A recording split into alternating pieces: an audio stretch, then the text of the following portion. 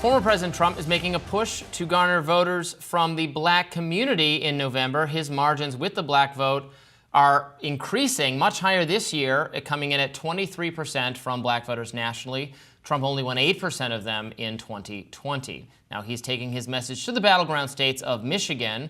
One was like his regular run-of-the-mill MAGA rally. His other appearance was a vastly different venue, a black church. He hosted a roundtable with black leaders there. Let's take a look. We've done more for, and I say this, I say it proudly, more for the black population than any president since Abraham Lincoln. That's a big statement. The crime is most rampant right here and in African American communities, and more people see me and they say, sir, we want protection. We want police to protect us. We don't want to get robbed and mugged and beat up or killed because we want to walk across the street to buy a loaf of bread. He also talked about the immigration issue and the migrant crisis, claiming that the issue is hurting the black community. Trump drew applause from the audience, most of who were not black, when he blasted crime and talked up law enforcement, claiming that black people want protection.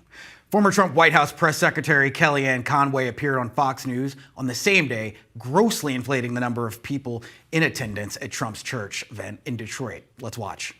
Biden's not doing anything like that. Look at the contrast of just this weekend. You got Donald Trump in Detroit talking to 8,000 people, and then at a black church, of course. X account Biden wins poked fun, posting this picture with the caption, "Breaking. This photo has been released from Donald Trump's rally at a black church yesterday. Seems like there's something off." Not enough black people, I guess? I've seen more black people and friends than I saw in that church. Okay, but that's fine. Fair enough. Yeah. It's not the case that Trump is suddenly like winning all black voters or something, but you know, you can read the same poll numbers I can, and he has improved his standing, particularly with, I believe, with black males in particular. He has. Look, if you look at the polls, in 2016, he got around 8%. In 2020, he got 12%. He is increasing his numbers with black men. That has to do with the frustration with the Democratic Party, not with Donald Trump. Democrats, especially Democratic men, are tired of their vote being taken for granted. Democrats every year, come up to black communities, go to churches, go to barbershops in election years, and then once the election's over, we don't see a lot of policy that's put forth that can be helpful for us.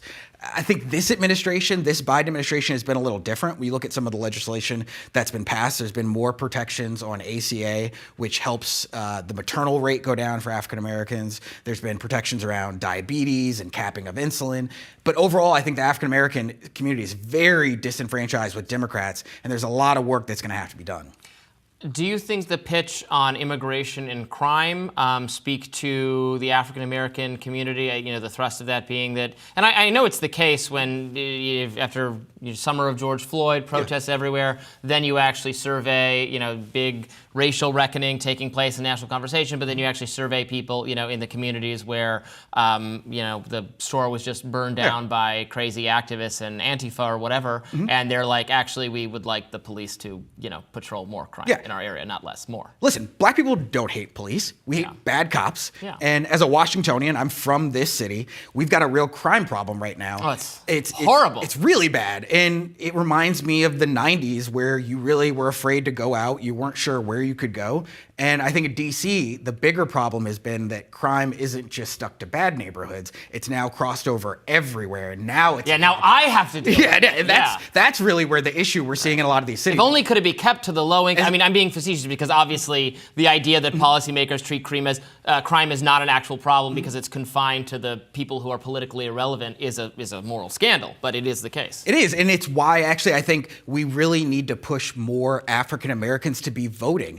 African Americans are the most loyal voting bloc for Democrats. If African Americans were voted in commiserate with their citizenship, with the amount of African Americans there are in this country, we would be able to control so much more legislation. The Democrats. Absolutely. Well, actually the voting bloc itself would be able to command power, whether it be Republicans or Democrats. Well, and the vote, and interestingly enough, yes, so black people are the most Democratic Party loyal constituency, but also tend to have, but actually are within the Democratic Party are a moderating influence in some ways, because the most left-wing people on a host of issues are the affluent, highly educated white people within the Democratic Party. Yeah. Democrats. And, look, you are seeing right now Biden still have to deal with busing, you're having to deal with the crime bill that he put forth, and really rebuilding trust and rebuilding relationships among the African-American community. I think right now what the biggest problem for Democrats is that they're not excited to vote for Biden, but they're not willing to really go full on for Trump. And so the real question is, are African Americans going to stay home, especially African American men? If African American men stay home, there's no chance for Democrats to win this election. Yes, because and we hear that there's so much frustration with Biden on these issues we've been talking a lot today. Also, the foreign policy, the Gaza stuff hurting him with an aspect of his base, with very progressive voters, with some young voters. And this is going to be a close election. Every vote matters. We're talking about thousands of votes. It's going to come down to a couple thousand votes in Michigan and Pennsylvania in all likelihood. It is. In which case, yeah. Philadelphia and Dearborn are going to become really the places that are the bellwether. If Democrats can perform well there, then they'll win the election. But if they can't, they won't. And it's why you're seeing President Trump spend so much time there. It's why you're seeing Democrats spend so much time trying to really energize the African-American community and get out the vote, because this is going to be a turnout election. And it's why for Republicans, it's so problematic that so much of that donor money is going to be spent on Trump's legal costs and not on turnout the vote, which Democrats are going to be spending 70% of their the money that they bring in on souls to the polls, on getting out to barbershops, really on energizing that black vote. Because if that black vote turns out, as we saw in the midterms, as we saw in 2020, that's really the difference. In 2016, we stayed home. Yeah, remember in 2016 when Hillary Clinton forgot or didn't plan to campaign at all in Michigan and Pennsylvania? That was one of the worst campaigns. I was on that campaign, and let me say, there were a lot of us in there that were ringing the bells and ringing the alarms, but nobody was listening. That will go down as one of the worst campaigns ever. Absolutely.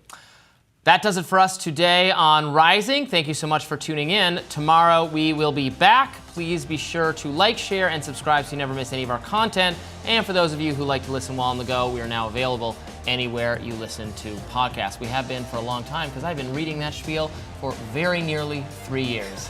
See you tomorrow. See you guys.